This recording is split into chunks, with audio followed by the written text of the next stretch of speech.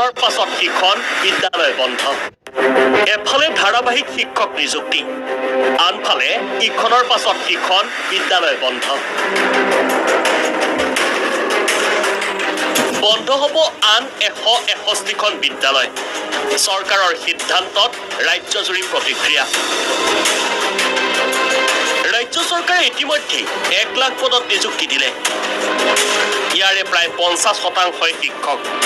শেহতীয়াভাৱে আকৌ 35,000 শিক্ষক নিযুক্তিৰ কথা ঘোষণা কৰিছে ৰাজ্যিক কেবিনেটে কিন্তু এইসকল শিক্ষকে পাঠদান কৰিব ক'ত কিয়নো ছাত্ৰ ছাত্ৰীৰ অভাৱৰ অজুহাতত ইখনৰ পাছত আনখন বিদ্যালয় বন্ধ কৰি আহিছে ৰাজ্য চৰকাৰে ৰাজ্য চৰকাৰৰ লক্ষ্য 11,272 বিদ্যালয় বন্ধ কৰা ইয়াৰে ইতিমধ্যে বিগত 2 বছৰত বন্ধ কৰা হৈছে 8,064খন বিদ্যালয় ৰাজ্যৰ জনতাৰ বিৰোধিতাৰ পিছতো 11,272খন বিদ্যালয় বন্ধৰ দিশলৈ যেন আগবাঢ়িছে ৰাজ্য চৰকাৰ এইবাৰ বন্ধৰ তালিকাত 19খন জিলাৰ 161খন বিদ্যালয় ৰাজ্যৰ প্ৰাথমিক শিক্ষা বিভাগে ৰাজহুৱা কৰা বন্ধ কৰিবলগীয়া বিদ্যালয়ৰ তালিকা এয়া এই তালিকাত আছে বৰপেটাৰ 6 বঙাইগাঁও 14 কাছাৰৰ 9 চৰাইদেউৰ 1 ডিব্ৰুগড়ৰ 5 গোৱালপাৰাৰ 3 হাইলাকান্দিৰ 10 হোজাইৰ 3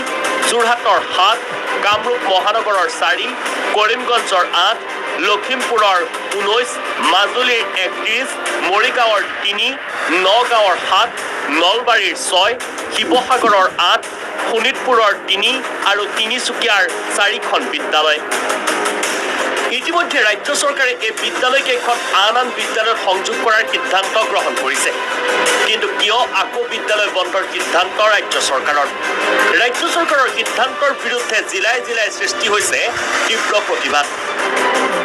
প্ৰায় এনেধৰণে শিক্ষানুষ্ঠানসমূহ বিলুপ্তি কৰি শিক্ষানুষ্ঠানৰ সংখ্যা কমাই থকাৰ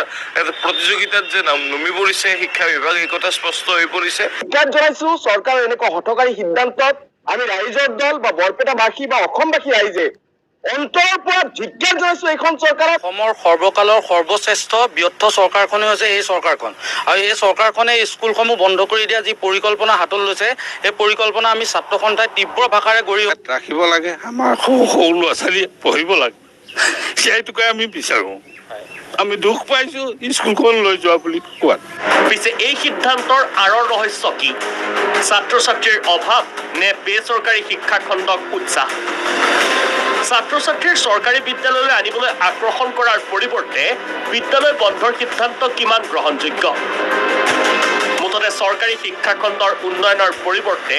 অদূৰ ভৱিষ্যতে ৰাজ্য চৰকাৰে শিক্ষাখণ্ডক ধ্বংসৰ মুখলৈ ঠেলি দিব বিচাৰিছে নেকি ৰাজ্যৰ লাখ লাখ দুখীয়া ছাত্ৰ ছাত্ৰীৰ বিদ্যালয়ৰ অভাৱত শিক্ষা গ্ৰহণৰ পৰা বঞ্চিত হ'ব নেকি